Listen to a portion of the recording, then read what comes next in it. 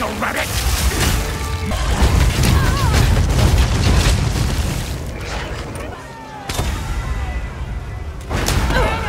After her! Hunt her down! Get them!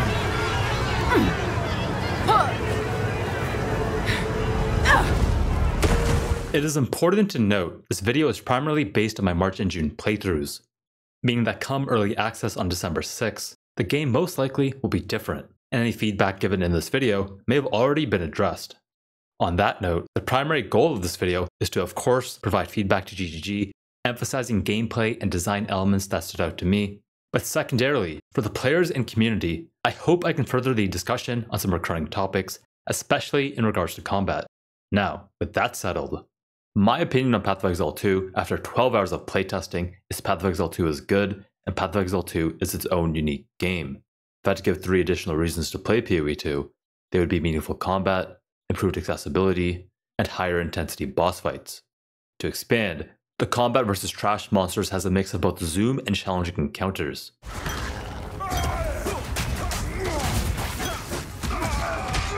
Accessibility has been improved without removing depth, simply by hiding complexity. And endgame level boss fights can be experienced during the campaign. In terms of changes, I'm looking to see improvements to the following systems during early access. The first being mana. As a player, I just don't believe resource sustain is a compelling problem to solve, especially because it feels bad when you can't cast your skills. Secondly, crafting. I believe PoE 2 has an opportunity to bridge the gap in itemization capability between an experienced endgame player and a new player journeying through the game for the first time. And third, further development of meaningful combat, not because there's anything wrong with it, but because it's actually amazing, and I see significant potential for it to get that much better, especially as we get more tools and options to defeat various encounters.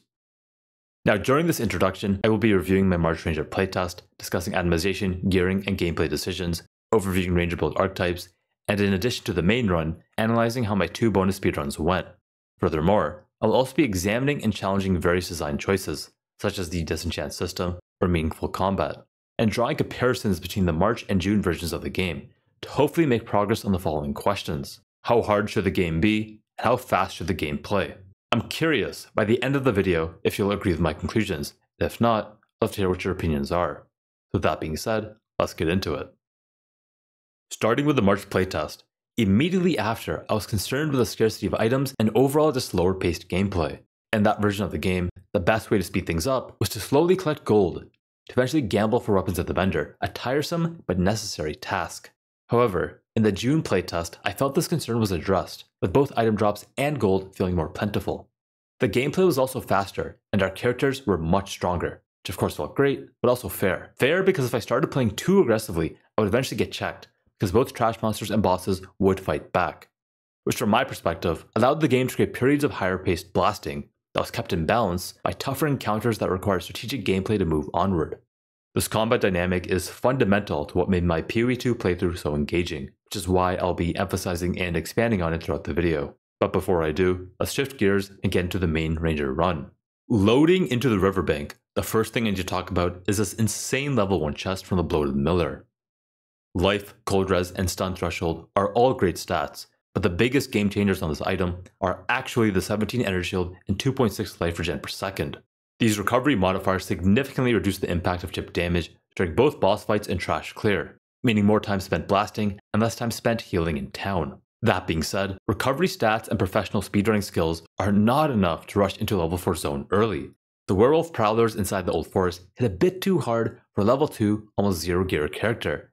However, when I returned to the Old Forest later as a level 4 character with just a 17 armor helmet, 22 evasion from this chest, and double the life regen with the Crimson Amulet, the werewolves were significantly more manageable, which underscores the importance of gearing, notably in regards to upgrading item bases during progression and not skimping out on defensive layering, a theme that I found constantly emphasized in both the Ranger and Monk run. Now adjacent to gearing is vendoring and the new Disenchant system. In Path of Exile 1, when you vendor an item, you generate transmutation, alteration, or alchemy shards. However, in Path of Exile 2, vendoring an item simply offers gold, and shard generation has been moved to a separate vendor. First question that comes to mind is why? Why create a new system? As a player, this just sounds like one more thing to do every trip to town. But holding off judgment for just a moment and looking at the balance. Currently, disenchanting a magic item provides 1 transmutation shard, and disenchanting a rare provides 1 alchemy shard. 20 magic items for 1 transmutation order that might not hit isn't exactly the most appealing offer, and finding 20 rares in the first place is a tough ask. In this version of the game, the best way to find upgrades outside of lucky drops was gambling, which meant saving 300 to 600 gold or more per desired item slot, a task that wasn't too difficult since items sold for 10 to 70 gold each. With this level of tuning, the Disenchant system was practically irrelevant, offering no alternative for acquiring upgrades.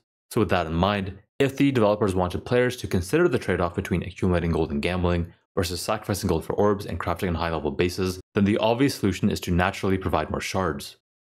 Which, to be fair, is something they might have already done by enabling higher item level gear to disenchant for more. Still, while the system might be fine, my preference is towards Path of Exile 1's automatic vendor system, simply because it avoids additional town downtime and extra decision making, which ultimately means more time spent fighting monsters. Moving onward, these systems and the quantity of orbs you generate during the campaign directly relate to defensive balance. Currently, if I'm constantly upgrading my gear to the latest item bases and equipping the appropriate resist jewelry, regardless of the affixes on my items, campaign progression feels fair. My potential concern is, if say alchemy orbs are plentiful, we might run into a situation where the balance team deems that well-rolled rare items are required to smoothly progress ahead. And while it's likely that will be the case in later acts or early mapping content, it's worth considering how the amount of necessary gearing impacts the overall campaign experience. Right now, the level of minimum viable gearing in Acts 1 and 2 feels well balanced and enjoyable, especially so in the June iteration of the game. The progression from quest to quest, boss to boss, and zone to zone was challenging, but also fun. There's this constant feeling of forward momentum, which I believe was only possible because of 2 factors. There was no need to excessively refarm a prior zone, which would have broken immersion, and there was no pressure to overgear for any encounter. So expanding on these 2 factors, we can take a look at this dynamic in Path of Exile 1. In PoE 1, new players often full clear zones, overleveling and overgearing much more than necessary, whereas experienced players will often take the shortest path through zones, progressing quicker with less gear. For myself, the slow gear playstyle is what makes PoE 1 challenging and fun, and in the same respect is what made my PoE 2 playthrough just as enjoyable. Now on the flip side, the developers can still choose to design challenging encounters while also necessitating an above average amount of gear. However, I have to circle back that if the process of acquiring that gear is not engaging, it may disrupt the flow of gameplay. Which leads me to a new thread, crafting, and raises the following question: how can crafting be engaging, but also accessible, while retaining the depth and complexity that PoE players desire? Honestly, I don't have the answer to this, because my favorite form of crafting is identifying an item off the ground, potentially adding a craft, and blasting ahead with no downtime.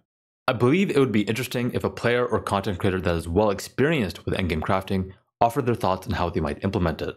I also wonder to what degree crafting as a system needs to be in the campaign, as the current gameplay loop is quite engaging without it. Perhaps crafting and the scaling of its complexity is best suited for maps, where small periods of downtime already exist.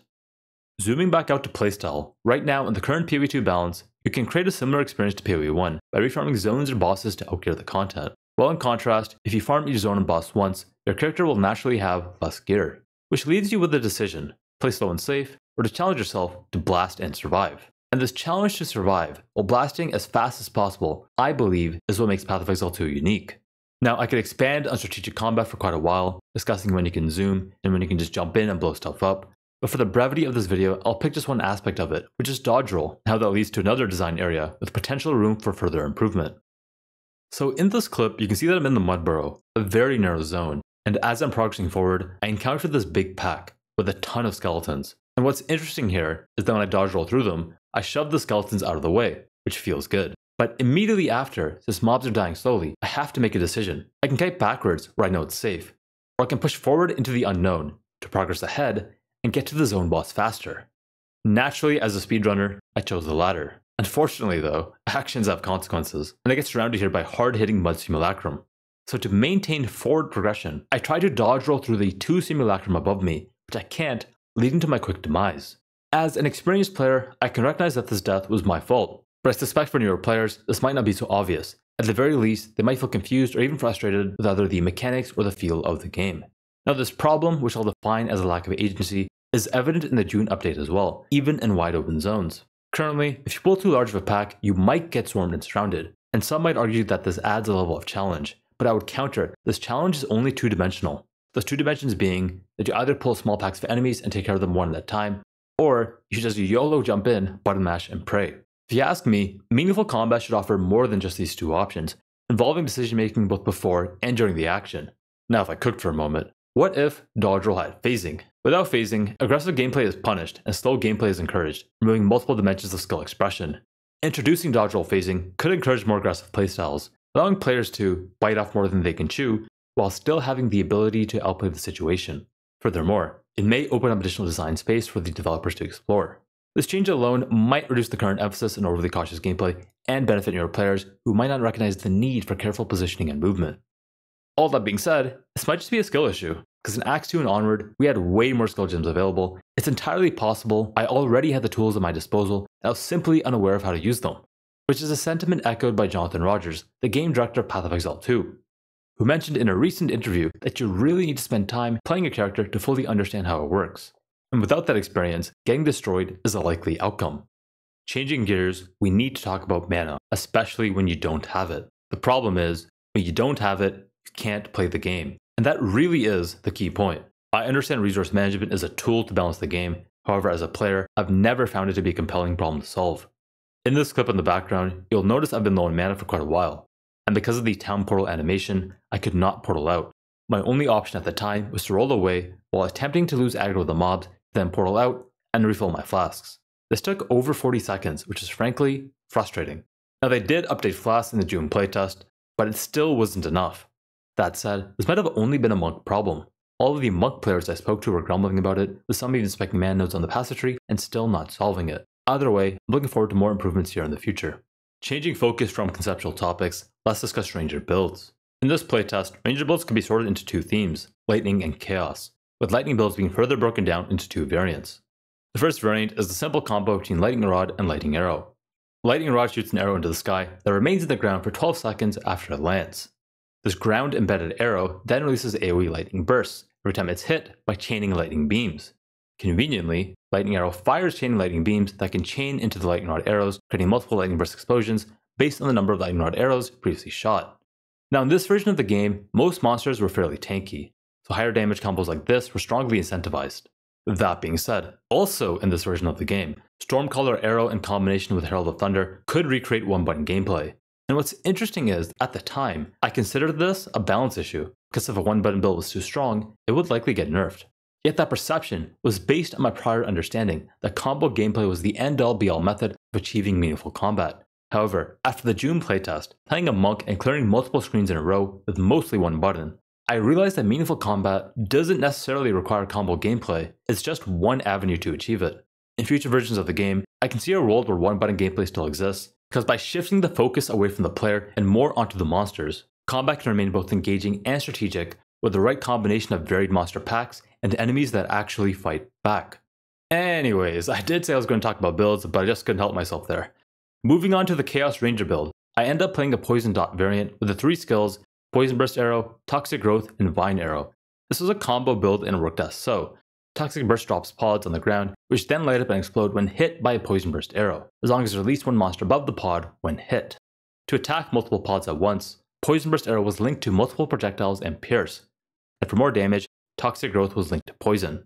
This combo could chunk bosses, but in comparison to Lightning Rod and Lightning Arrow, it was much more difficult to use, because more focus was required to maximize pod overlap, while also predicting boss movement and avoiding monster one-shot abilities. Now both builds did benefit from Vine Arrow, which would help by tethering to bosses and slowing them down.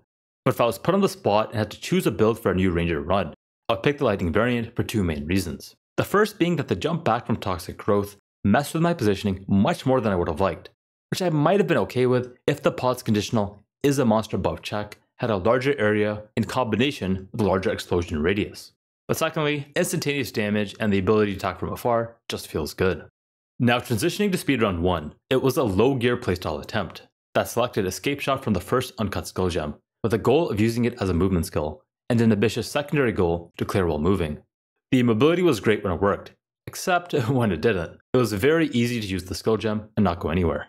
As for clearing while moving, that was definitely a bit too ambitious, simply because with a starting bow and no extra flat damage on gear, I could not one-shot monster packs in this version of the game. Still, The ability to freeze monsters was useful, and conceptually, having tools like this to deal with swarms of enemies is something I can appreciate and agree with. Progressing ahead, since this was my second character, I was able to find the Mud Barrow and subsequently the Devourer rather quickly. However, the fight itself was quite difficult. No life regen, 2 life flasks, and low damage meant it was a battle of attrition, aka just don't get hit. But what if I could freeze the boss? In PoE 2, the chance to apply ailments is based on the magnitude of the damage done, which I believe we can visually see by looking at any individual ailment box. So in theory, if I hit 3 to 4 escape shots, I could have frozen the boss. Yet, it wasn't worth it, because it was too easy to get stunned, and since I didn't have any combos at this point, I couldn't take advantage of the fact that the boss wasn't moving. Furthermore, even if the boss was moving, I could for the most part still maximize my damage uptime with WASD and attack move. Now I have to note, after reviewing the fight, the stun issue was a skill issue. If we watch the footage closely, we can see the Devourer's arm winding up, telegraphing the ability, meaning I could have dodge rolled first and then used escape shot for a potential freeze. Still, how did the overall fight go? Well, as I said earlier, it was a battle of just don't get hit, which I was pretty good at, except for when this happened. Alright, round 2, let's try that again. Just don't get hit.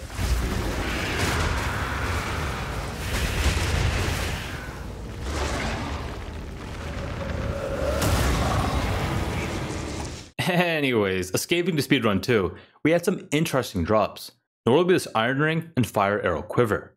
Just like PoE 1, flat damage is incredibly important for attack-based builds, and in PoE 2 is no different, with these 2 items almost doubling my damage, giving me the confidence to progress ahead to the Old Fields, a zone overrun with swift striking werewolves, whose swarming nature had previously forced me to retreat during the main run. But with my newfound damage, I can now 2 to 3 shot normal monsters instead of the prior 4 to 6, meaning I could play much more aggressively, dodge rolling through packs to clear as fast as possible. However, at the end of the zone, I encountered this evasive werewolf pack, which would not fall over quickly, forcing me to play at range, which introduced a new problem, because there's a second, much larger type of werewolf, which when playing at range, instead of simply chasing and swiping at you, like most wolves, would actually leap swipe instead, doing considerably more damage, with this one wolf repeating it 5 times in a row. Now zooming out slightly, without Iron Rings, Fire Arrow Quivers, or even an insane weapon, the level of clear speed experienced in Speedrun 2, especially so in the first 2 zones, or as a monk in the June update, is the default balance baseline I desire. However, the more I review the footage, the more apparent it becomes that I could have been blasting in the March version of the game if I was more readily using my combos and was more knowledgeable in regards to monster AI and monster abilities. Which makes me circle back to Jonathan's statement that you need to spend some time playing a character to really understand how it works, and now I believe the sentiment also applies to monsters. Said differently, Path of Exile 1 is the player's world. You become a screen clearing powerhouse, and the game becomes an arcade blasting experience. Whereas Path of Exile 2 is the monster's world. We're just living in it.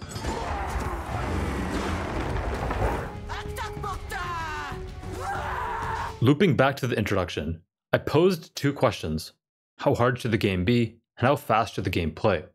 And in review of the discussion so far, I've mostly discussed pacing and lightly discussed challenge, a subset of what hard is. Which is the big question. What does hard even mean? I've been trying to find an answer for quite a while, but defining hard is hard, because everyone has their own definition of hard. That said, for myself, hard is the challenge, and when I look at my most challenging moments, they are also my most memorable. So to attempt to answer the question, I believe the game should not be easy, rather it should be difficult. Because if it's too easy, there's no sense of accomplishment, and the experience might become forgettable. Whereas if the game is hard, and tuned appropriately, the challenges can be both aspirational and memorable. I hope I don't beat endgame bosses on my first try. I hope I really have to struggle with some of them. I hope that there are pinnacle bosses that are so hard that if beaten, can provide a huge sense of achievement. And knowing the developers, I believe this is what we can expect. Now moving on to pacing, the more I think about it, the more I realize it doesn't actually matter. What matters is the level of engagement, the flow of combat, the interest I have in my character, the puzzles I solve along the way, not how fast I clear a map. 20 seconds versus 20 minutes, it doesn't matter. What matters is if I'm having fun. And based on my experience so far, PoE 2 delivers. That said, the actual experience is more meaningful than anything I can say. Whether or not it jives with you, that's for you to decide. Anyways, early access should be here on December 6th, and if you can't already tell, even with my reservations, I'm on the hype train. New game, new builds, new monsters, new everything. If you want more footage, you can check out my June playthrough here, and my Ranger boss footage here. Lastly, GGG is live streaming everything you need to know about Path of Exile 2 on November 21st. So until then, thanks for watching, and as always, have a great day, Exiles. Bye.